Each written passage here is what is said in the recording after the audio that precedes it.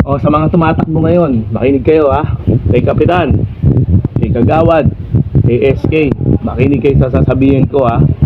Call out sa lahat ng mga sumusuporta at sa mga tatakbo ngayon. Call out sa inyo, makinig kayo. Oh, kita nyo? Kita nyo yung kapaligiran? Punong-puno ng banderitas. Oh, punong-puno ng pangako. Alright, nakita nyo? Punong-puno ng matatamis na salita. Punong-puno ng mga adhikain sa buhay. Kayong mga tumatakbo kayo. Okay, wala nang paligoy-ligoy pa. Kung mangangako kayo, tuparin nyo. Huwag kayong mangangako na ipapako nyo lang. Magaling lang kayo sa mga sa mga plataforma, sa mga siyempre eleksyon ngayon. Kung mangangako kayo, gampanan nyo, di ba? Huwag yung hayaan na batikusin kayo pagkatapos ng eleksyon. Kailangan kung yung mga pinagsasabi nyo, yung mga pagbabahay-bahay nyo, yung pagsusuyo-suyo nyo sa mga taong mga kabarangay nyo, okay? Tuparin nyo, okay? Gampanan nyo pa rin. Kapag nanalo kayo, kung ano yung pinaggagawa nyo ngayon sa pinag-iikot-ikot nyo dyan, gawin nyo pa rin para yung tao walang masabi sa inyo. Pero hindi. Kasi gumawa ka namang ng mabuti, gumawa ka ng masama, marami pa rin masasabi. Pero ang mabuti, tandaan mo to ang mabuti, gawin mo yung tama. Gawin mo yung nararapat. Kahit ano pa sabihin nila. Okay? Dati kang walang niya, dati kang kurap-kurap, dati mong inuubos yung mga pondo ng City Hall. Huwag mo nang gawin ngayon. Tandaan nyo, yung mga tumatakbo dito yung mga barangay captain, kagawad, SK, okay. Tandaan nyo to mga kaibigan. Papayuhan ko kayo na malupit.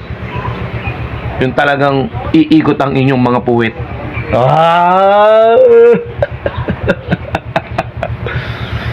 Okay. Pwede naman kayong gumawa ng mga project. Okay? Pwede kayong gumawa ng project.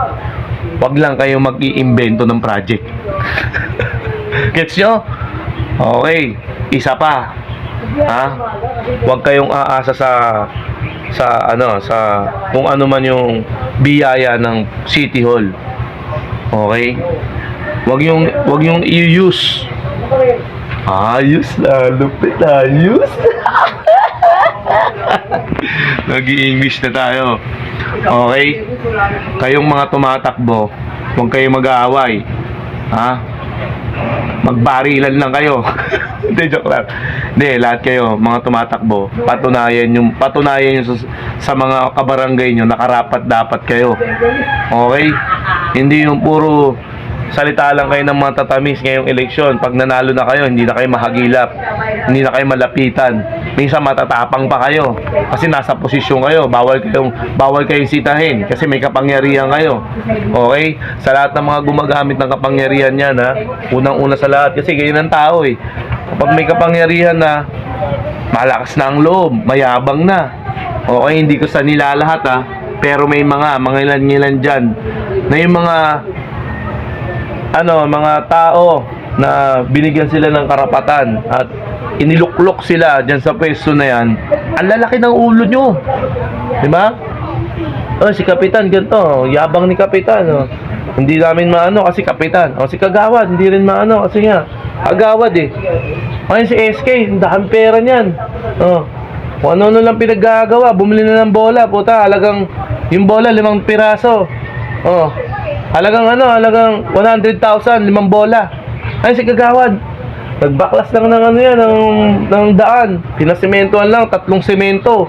Halaga 500,000. Ganoon, di ba? Alam niya yan. Si Kapitan, nagpaalaro lang ng konti, nagpasabit-sabit lang ng 1 milyon na kinuha. Nako! Tigil-tigilan nyo na yan. Kung talagang may puso kayong magsilbi sa barangay nyo, kung talagang may puso kayong magsilbi, Hindi na dapat kayong turuan kasi alam nyo na sa sarili nyo kung ano yung tama at mali at matakot kayo sa karma. Hindi man kayo nakikita ng mga kabarangay nyo ngayon, pero may sa itaas, may lagi nakasubaybay dyan.